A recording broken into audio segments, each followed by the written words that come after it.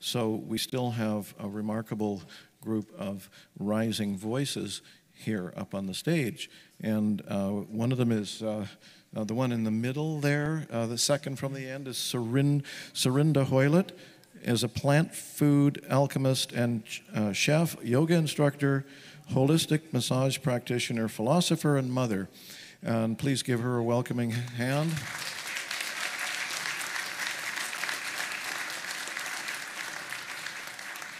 And I'm reading these ones because usually I'm the one who deals with the presenters, but I hadn't met any of these people before. So I'm just going from the first line or two of the bios that they actually have on the website. So on the far end is Vanessa Lafon Yu. Yes, is a performing artist, adventurer, holistic wellness counselor, life coach, and digital nomad, etc. A warm welcome.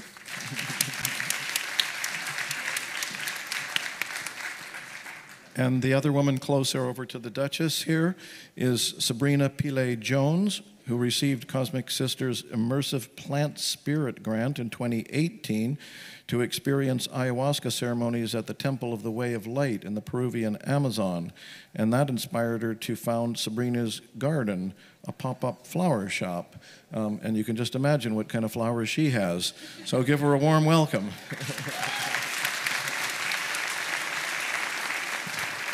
Okay, Dank Duchess, it's yours.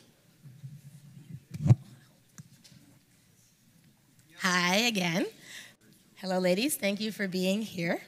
I am going to direct my first question to Sarinda. Oh, are you not? My bad. Okay, I'm going to direct my first question to Sarinda. Sarinda, if you will, I was going to pass it, or she could pass it. Look at that. Is it working? Oh, yeah. Great.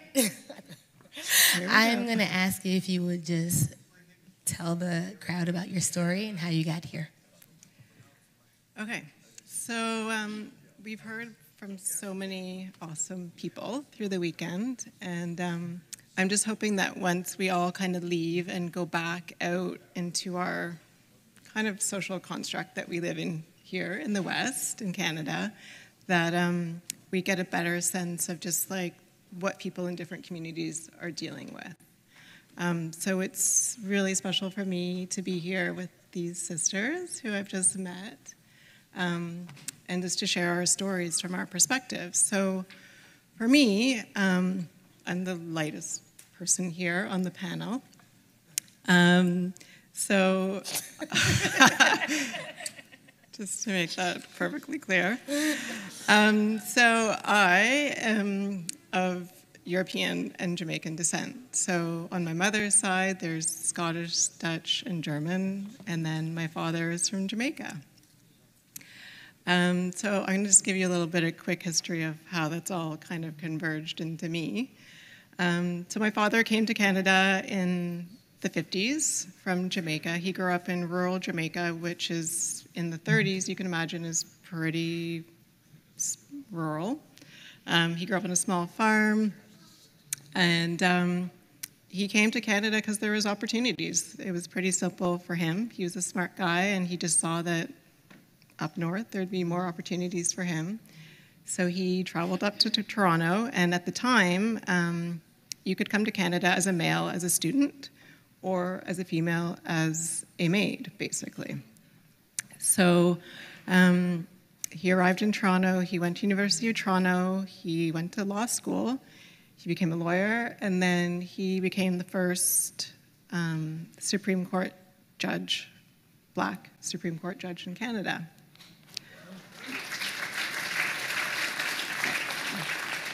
So quite a journey.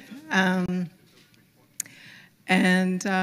my mother, she is a healer as well. She does healing work, she does medicine work.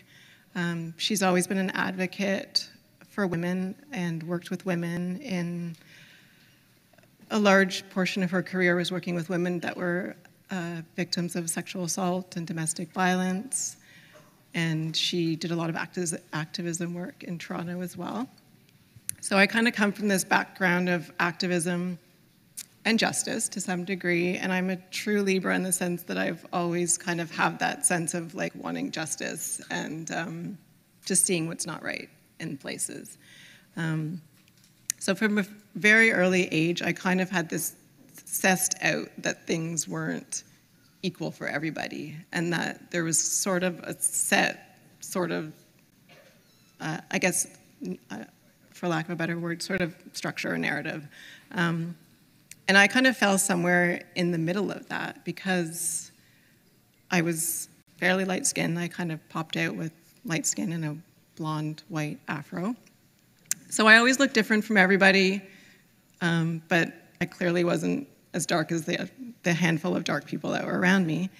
So it was kind of a strange thing, and I would say I grew up essentially in a very white world, and ultimately a very kind of white, affluent group. And I did go to one of those preparatory schools that Chris mentioned this morning. And I had a great life, I had great friends, and I had great experiences in that realm, but it never felt like my world. And then when I'd be with the few people of color that I was around, I knew clearly that I did not have to deal with what they had to deal with. I kind of had this secret little door of protection in my white world, but I didn't have to deal with what they had to deal with because I didn't have that on my skin. And I think the rest of us women will speak to it, but there was like a sense of like, I just kind of think of the belonging and the longing. Like there was a longing for like something that wasn't around me. I didn't resonate with most of the practice, like the culture and the practices around me, but I didn't really have anything outside of it to refer to.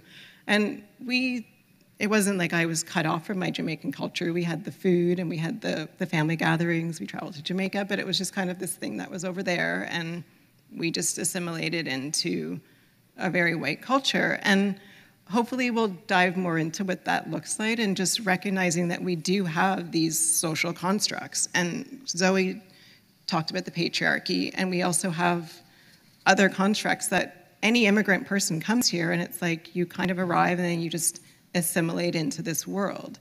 And there's part of you that's not represented there. And we can have multicultural gatherings and we can go to Thai restaurants and Chinese restaurants, but there's still something that's deeper and a deeper longing, I think, a sense of lacking in something.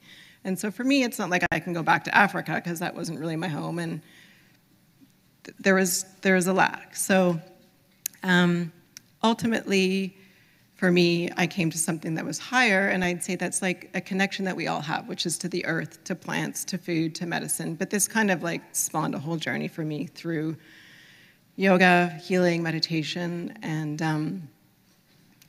the life that I'm sort of living now. So I just want to kind of leave that as a little bit of an intro and give you ladies a bit of a chance, because there's more that I'd love to go into, but I want to just give you guys some space to go.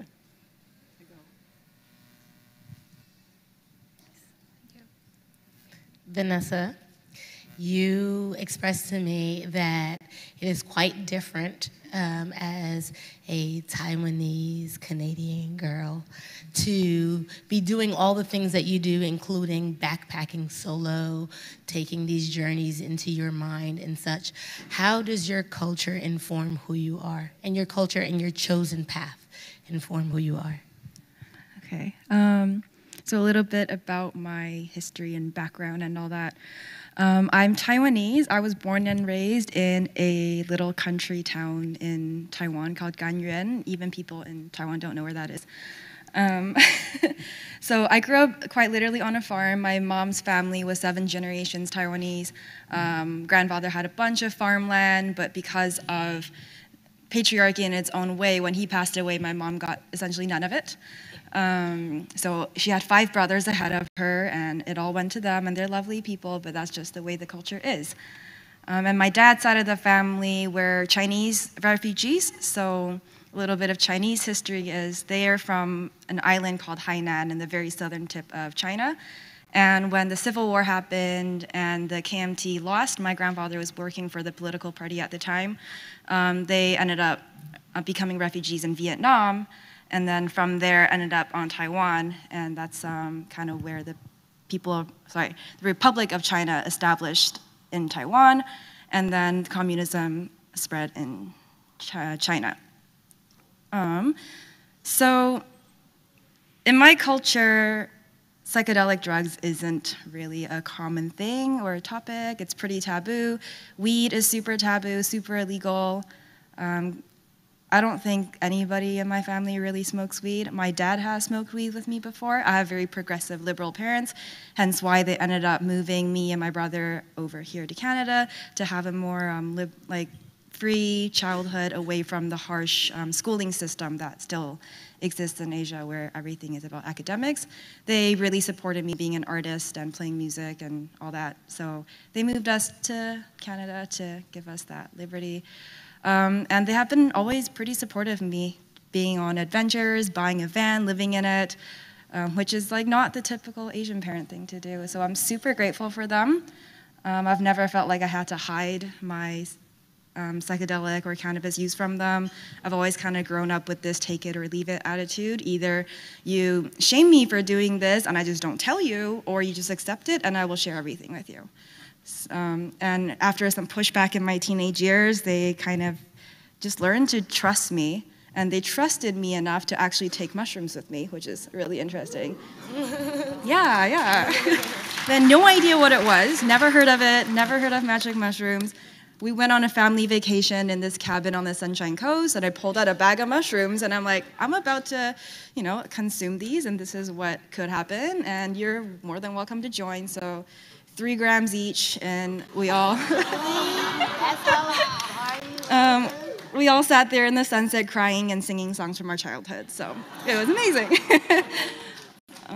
So yeah, I feel like that is a privilege that I have, being able to have amazing parents who struggle through their own hardship, because my dad grew up in poverty after his family were refugees starting over in Taiwan. They didn't have much, so he worked very hard his whole life, got educated, put himself through school, and was able to make enough money to allow his children to live the life that they want and the life that he wanted. So very grateful for that, and that's kind of a bit of a background. Okay. Ask me anything. I'm like open to any questions later on, yeah. Open book. Sabrina, my question to you is, how do you feel psychedelics can be most effective in the Black community? Hi, everybody. A little bit about my background. I come from a background of magic, metaphysics. I've been a practicing witch basically my entire life since 9. Not so much in the psychedelic realm until maybe about 4 years ago, starting with mushrooms. And realizing and taking control of my own healing journey with psychedelics has helped me to understand how it could be beneficial for my community. Some of the things that I feel like it could really be helpful within the Black community would be just helping people, people that are constantly under stress. Rachel spoke a little bit earlier about parts of the nervous system being overactive, and I feel like that's something that a lot of people of color deal with, whether it's pressure from the police, pressure under hyper and toxic masculinity. There's a lot of that in our community, or just constant stress, always being looked at like maybe you're gonna be stealing, or not knowing how people are going to take you or accept you just in yourself or your hair or your skin is a constant stress. And what I realized with psychedelics is that when I journey, I create another space, and it's a space of liberation and freedom. And I would just love to help every Black person in my community, if I could, whoever would like to be open to that, to find that liberation through that. I came up with a phrase last night kind of while dancing, and it's like, it's not privileged to feel free. So I would love to bring that back to my community, create access to these medicines if I could. Another thing that I would like to shed light on is lack of access to iboga in the Black community. Being a plant of Africa, I feel like that's a plant that we should be working with more. So if anybody's interested in talking about how I can make that happen, I'm very interested in holding space for that, because I see addiction has been messing up our community before the opiate epidemic. Crack has put our community into shambles since the 80s. So the shift in accepting addicts now when the addict looks different is very hard for me to accept. So I would love for my people to have a fair chance, as well as working with those plants. Yeah, that's how I feel. So creating a space of relaxation or of ecstasy, not necessarily the drug, but the state. It could be a very, very healing break from reality that I would like to introduce people to. Also, it helps with epigenetic healing of trauma. We carry in our wombs, and not even just in our wombs, but in our DNA, the trauma of our ancestors. So we have a lot of trauma that we're carrying from slavery that we really don't even realize. There's a lot of actions and behaviors that we still act out. And I feel like I was able to address that with my own psychedelic journeying. And I would love to bring that medicine to my community. Of course, maybe I'm not there yet, but I'm working to get there. And if anybody wants to hold space and talk, I'm open. Thank you.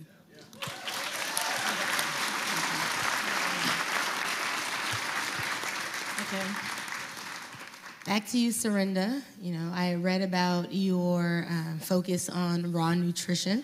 So my question to you is, how can our community's relationship with unsustaining and unhealthy food be transitioned into life-giving and affirming practice? Okay. So I'll just talk about where I started with food because it'll kind of lead us somewhere.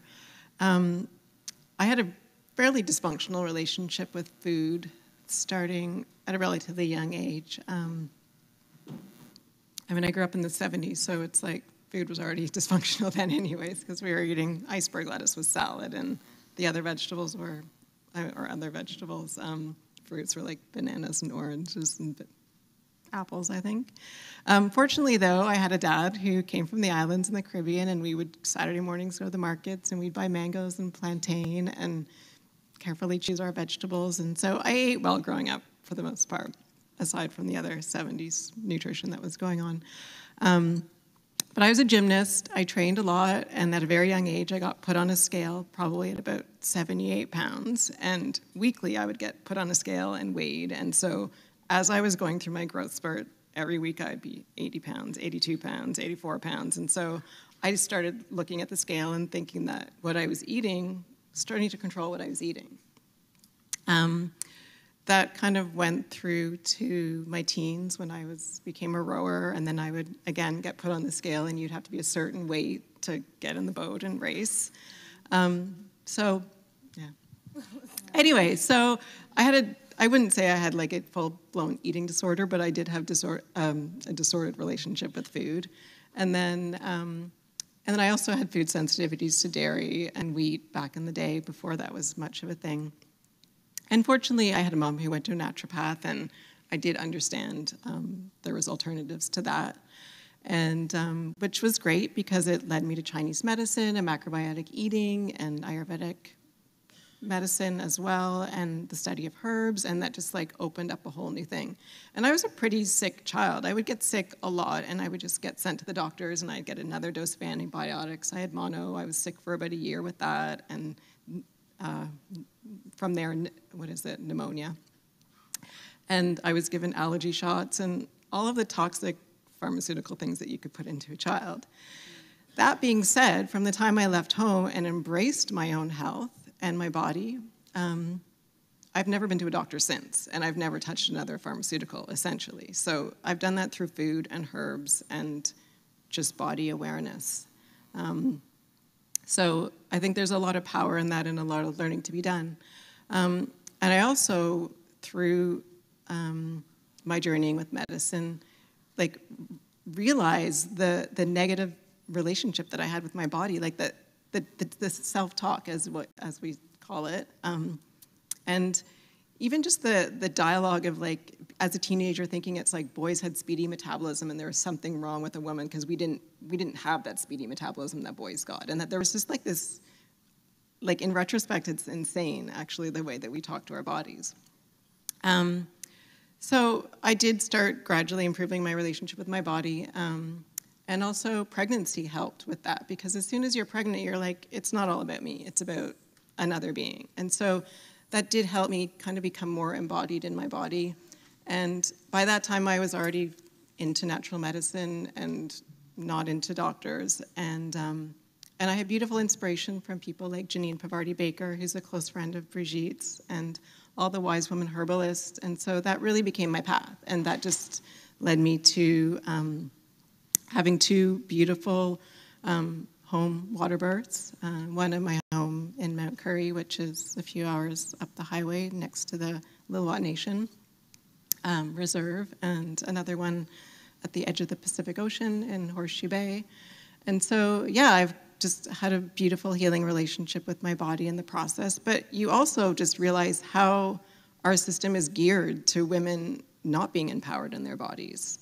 Like, why is it that there's a whole negative dialogue around birth and fear? And why is it still a rarity for women to feel empowered to birth their children in a natural way, the way that every other mammal on the planet does? Like, it's still, like, shockingly in this day and age, it's still not as, women's relationships with their body is still not a healthy thing for the most part. And just the fact that, like, there's genius in the whole biology of childbirth from beginning to end, and every single intervention that you put into there slows that relationship and that mechanism. So that's just one thing in all of this. And so, yeah, in the midst of that, I went through various stages. And so I did get into raw food for quite a while. That was a beautiful reset for me. I don't think it's for everyone and for all time, but it did really teach me or connect me with just the pure essence of food and just how, like, food is information. Everything that we consume, whether it's a psychedelic plant, whether it's all of the amazing adaptogenic herbs, like, there's energy in food. And when you kind of dig deep into our monocropped culture, the pesticides, the chemicals, everything that we put into food, we're eroding that relationship with food. We're eroding the information that comes into our body, and we're just a full cycle with nature. Like, nature moves through us, the information comes through us, and there's a beautiful mechanism that moderates disease, and it's a powerful relationship, and it's really. Again, it's astounding that in this day and age, we still can be surrounded by McDonald's and KFC and all those things. And then just to even take that further without going too far, you know, in all of the last couple of months of the house is burning, the climate's falling apart, what are we going to do? Carbon tax is like, get a Tesla, like all of the messaging in the media. But no one's talking about the fact that you can still go into Walmart, buy crappy food, buy plastic, buy chemicals. Can we maybe do something about, these are the things that we need to look at, right? And we can still keep pumping out toxic Nike shoes and all these things. Like, there's no one saying that they should be 90% eco-friendly, 50% eco-friendly. Like, if the house is burning, why can we still go shopping on Black Friday and buy all this garbage? Right? Like, and we have to all make that choice. We vote with our dollars. So every time we go into a store and support any massive company, we're just supporting that. We're supporting the burning of the rainforest. Whatever we wipe our butt with, whatever we pour down our drains, whatever we put on our armpits, whatever we brush our teeth with, we're voting. We're making a conscious choice to affect other people. It might cost more to make a better decision, but I don't have a lot of money in my bank account, and my choices are conscious as much as I can every day. And when we see the suffering that's going on, like, we're a web, right? We're a web, and it's so easy to be disconnected from the people that are over there, you know? It's beautiful that we have all of these amazing speakers who have come from the Amazon or come from other places, or the people that are speaking on our behalf, that are literally crying for us to pay attention to what is happening. And we heard this morning, a man was killed yesterday. Dozens of people are being killed. And it's happening in Africa so that we can have cell phones. Like, at a certain point, we have to decide, like, what can we do every day to just, to reel it in a little bit? And of course, we're in a conscious room, but as soon as we step outside the door, it's not the same. And there's obviously no straight answer, and you know, it's everybody taking what they're learning and doing something better. But I'll stop talking for a bit now.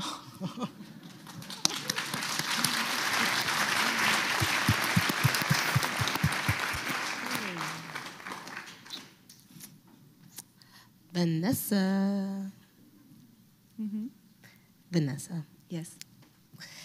How have your travels in your van, meeting new people, and navigating completely alien situations strengthen your belief that we're all threads in the same tapestry? How do you bring what you have learned in your psychedelic experience to your life coaching and your helping people in general? Oh, wow. Okay. Good question. All right, so addressing my travels and the threads in the same tapestry. So I've traveled in the van up and down the coast and around, but I've also flown down to Mexico and worked with ceremony and ayahuasca ceremonies, and up here and all up in Asia.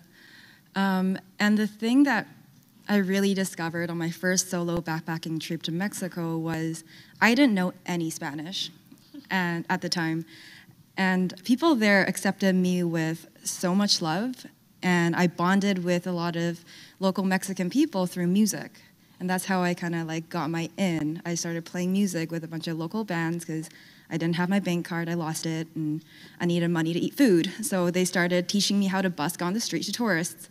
And that was the thread that bonded us. And then through dance and movement, and then eventually sitting in ceremony and circle with them, was probably one of my first really healing experiences around my heritage. I remember being in an ayahuasca ceremony in a circle by a fire, and there's people from all over the world. There were local Mexican people, French people. I think I was the only Asian, actually.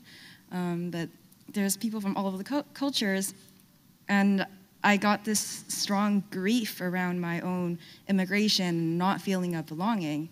I moved to Canada when I was 11 in 2006 to Maple Ridge. If people are from around here, it's pretty white. It's not like being in Vancouver, Burnaby, or Richmond. I think there's 2 Asian kids in my grade, and the other girl hated me because now she's not the token Asian girl. So she actually bullied me quite a bit, and that hurt. That was some childhood trauma, but that was my first impression of, okay, new environment, don't know the culture, don't know much, trying to fit in. At that time, I just wanted to do whatever I could to be like everybody else and not stick out, but everything I did was weird because I was from a farm town in Taiwan. So, and a lot of things that I suppressed from my food, my language. I didn't want to speak Chinese anywhere because it sounded funny to other people. So I think I carried a lot of shame around that. And being in Mexico, they don't see Asians very often. That's a whole other thing. Backpacking alone as an Asian female in Mexico, not really a thing. I tell my family I'm going to Mexico, and they think I'm going to die. My parents were terrified. Actually, there was an example where I met this Mexican boy in a ceremony, fell in love, and ran away into the jungle with him for a month. Had my cell phone stolen on a bus, completely lost contact, and my parents actually freaked out and went on this whole Facebook search going through everybody that I've posted a photo with in the last week to try to find out where I was, because I was out of touch for about 8 days in the jungle, falling in love and sailing on boats. But they didn't know that. They thought I was on the market somewhere. They actually were about to call the cops when I finally somehow got in touch. So back to that circle I was sitting in, I started reflecting on people just being fascinated with ooh, chinita. That's what they would always call me, chinita. And they would want to know more about Asian culture because they didn't get a lot of that exposure. So I was feeling the love. I felt safe. I felt welcomed, even though I was Asian and I was different. And I felt like that was a value that I could bring.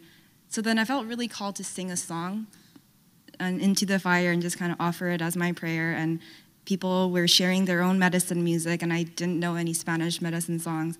But there was a song that was medicine to me because it was a lullaby that my father sang to me growing up. And it wasn't until in my 20s until I heard the original version. From at that point, the only version I knew was the version that I heard in my head sang by my dad. So then I was able to share that song in circle, and that was one of the most profoundly healing experiences because they didn't need to know what I was saying. They heard the melody and they felt the heart in it. And yeah. All right. Sabrina. how's your experience with African shamanism meshed with your ayahuasca experience? Okay, so I practice what is called hoodoo, or root work. It's in the Southern Conjure tradition, specifically New Orleans, where part of my family is from. And for me, ayahuasca has helped me find more meaning in my magic.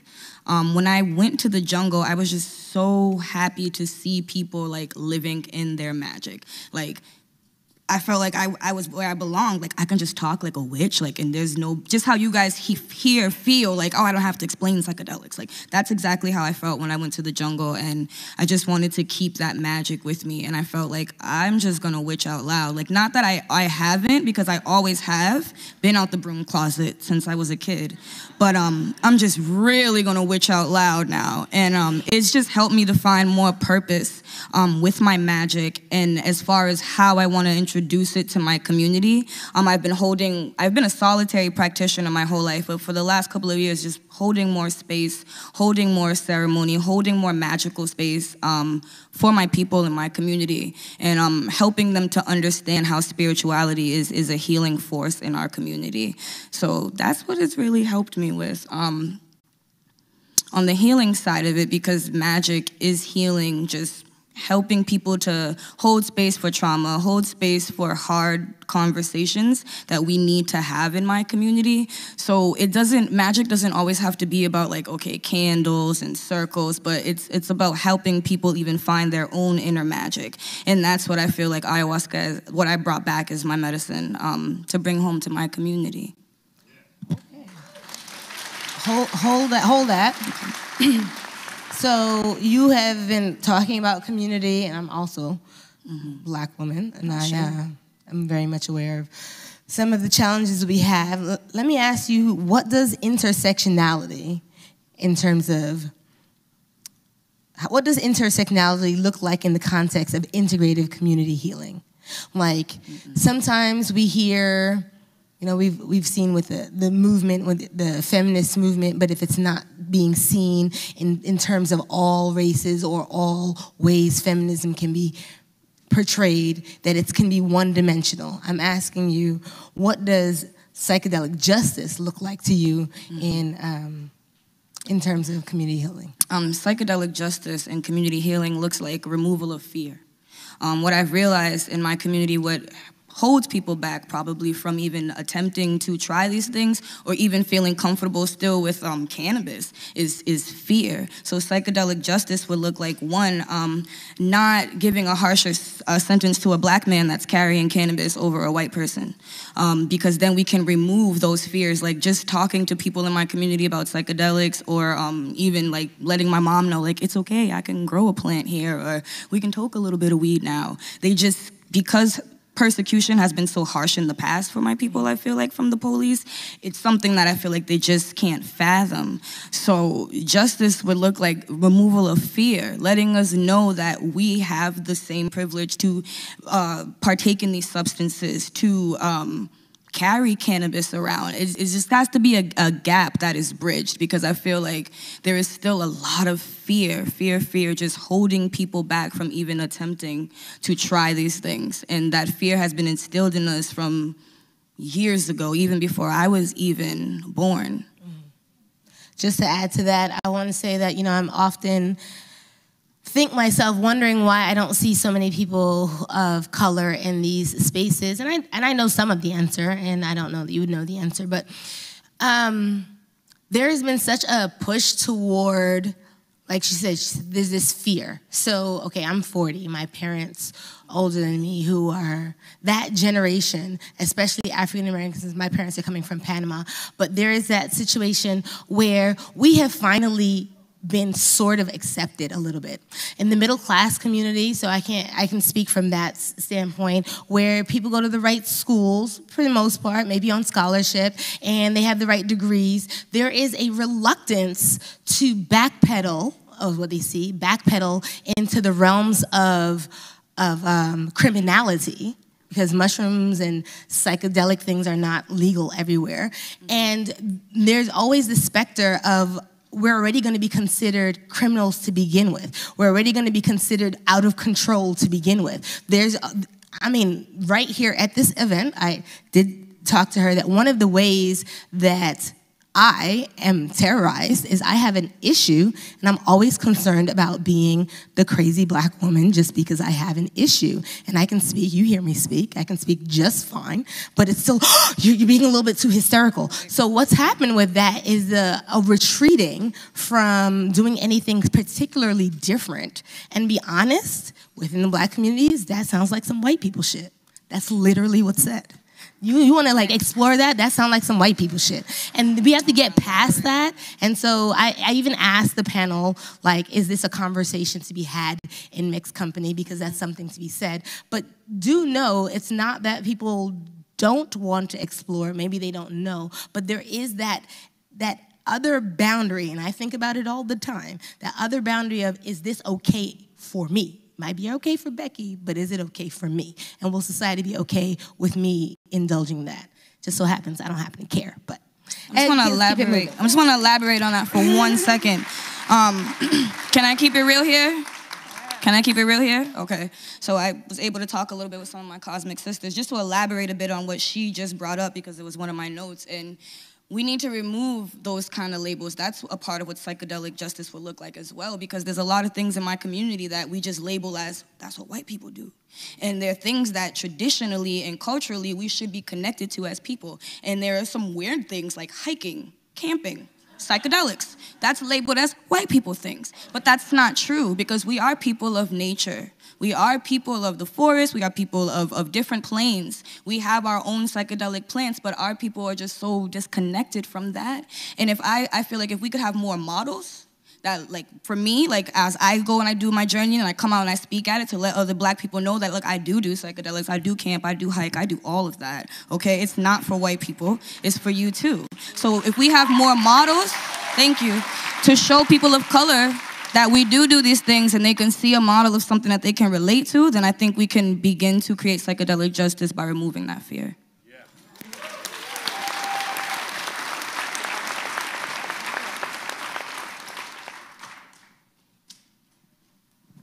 Same question about the intersectionality, because I know we all have different perspectives. Sometimes it comes down to where our focus is within psychedelics, the non-fetishizing of indigenous communities. Like will not mention her, but I was talking to someone who mentioned that she wanted to learn about like the magic of brown people. And I said, just honestly, your parents are probably white, right?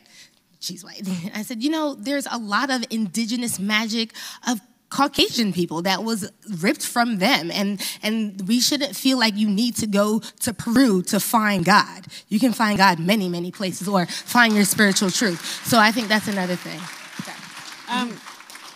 I don't know if that was a question, but I think just people understanding history is so important. Like, there's reefer madness. There's like marijuana and Mexicans. There was black people raping our white women. There's like brown people that are terrorists. Like, we have all these narratives. Even that the fact that, I was talking to it with another beautiful gentleman here today. It's just like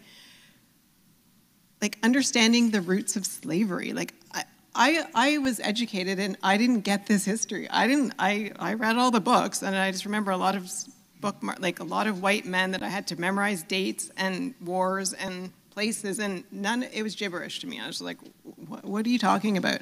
No one told me that women were slaughtered, women were raped. I didn't learn about the slave trade. I didn't learn that women were just basically there to produce more slaves for their slave owners, and that they nourished and fed the white man's babies for years. Like, there's a lot of things, and that's generational trauma. That's like in your DNA, my DNA. That's layers of trauma that people still walk around with. So just understanding where people are coming from. So that you might see an African man who's got PTSD because he was the minority who got sent to fight a false war. He's also got trauma from slavery. There's just layers of layers. And then you're just meant to operate in this culture that's not even really your culture, because you were plucked from your culture. You weren't brought over as a slave. You could have been a doctor or a lawyer or a healer in your country, then you were enslaved. There wasn't just this race of slaves. Like, those were people that were brought over here. And again, even if you just think about our business models, like, so you had slaves that were growing food, and then once that was removed, they were paid a little bit of money to grow our food that we buy cheaply because organic food is expensive, but we still have people that are paying $7 an hour maybe to grow our food so that we can get cheap food. And it's just all of these little things that factor into the web of our society, and that it's so easy to be removed from that. And it's shocking to me because I speak to people all the time that are just not even aware of that at all. And even we talk about trending words. Privilege is a trending word right now. White privilege is a trending word. Chelsea Handler's on TV teaching us about white privilege. But it's still, like, lost my words, but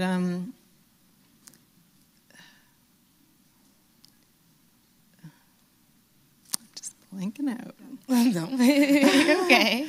But like just to understand, but again, okay, so even that being said, I still talk to people every day who are completely unaware that this is a conversation. And it's like, I feel immensely privileged. I feel immensely privileged that I can live on my plot of land. I can go roaming around in the woods, jump in clean water, eat good food, live a relatively relaxed lifestyle. And that's a privilege. And I don't even have a lot of money. Like, this is not like material wealth privilege. That's just like privilege to freedom to live in this country and to live pretty free while lots of stuff is going on all over. Just around the corner from me, people are being oppressed because they're just recovering from residential schools. And again, like, there's so many layers to this. So it's like, you know, like we've all kind of reached this level of kind of awareness and consciousness, which is beautiful, but there's so many layers below us. And it's like that idea that it's like, you know, I love that concept of the universe is just expressing itself through us. And so it's just like, you know, none of us are, until all of us are kind of healed, none of us are really healed. It just doesn't work.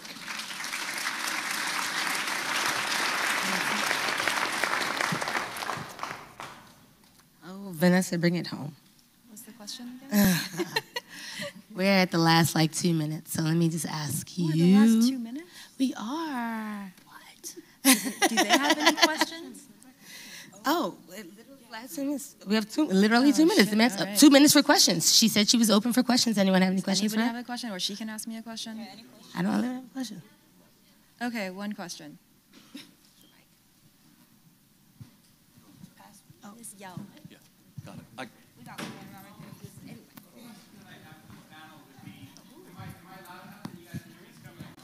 Okay. Thank you. You're so fast. It's amazing. Thank you. What I've seen over the course of this weekend, I mean, it's been fabulous, is that we're talking about connecting back with the earth, and we're talking about being kind and being helpful and being a community. But we're seeing more urbanization and more people moving off of the land and gathering in cities. And I have this feeling, and I just wonder what you guys think about a back to the land movement and people getting back to the earth and getting out of cities and getting wild again. What are your thoughts? I think it's a beautiful idea. If we want to remotely just touch on the conspiracy theories, there are people that think there is a bit of an agenda to actually bring us into urban centers. I think there's an overriding agenda that doesn't really want us all going back to the land. So keep that vision and keep moving with that thought. I think it's beautiful, and I think we should all be growing our food. And even as a solution, it's like we should be having regionalized food systems. Like people, we can't keep having Amazon owning not the Amazon, but the Jeff Amazon. Like, that is spread all over the world. Like, there will be Walmarts and Costco's and strip malls everywhere, and it will be generic in these beautiful indigenous places with beautiful indigenous cultures. And as we burn their homes, they'll be forced into those beautiful urban cities with strip malls. So yes, let's keep moving towards the land and trying to free that up. But be aware that, like, under the guise of being eco-conscious and having people densely populated together to keep very things efficient, and then we can walk and not drive and all of the things, just be aware that there might be more to that, and that we might want to just watch where the conscious green movement's taking us.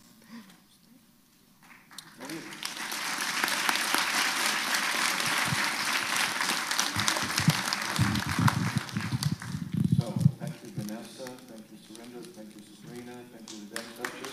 One more time, please.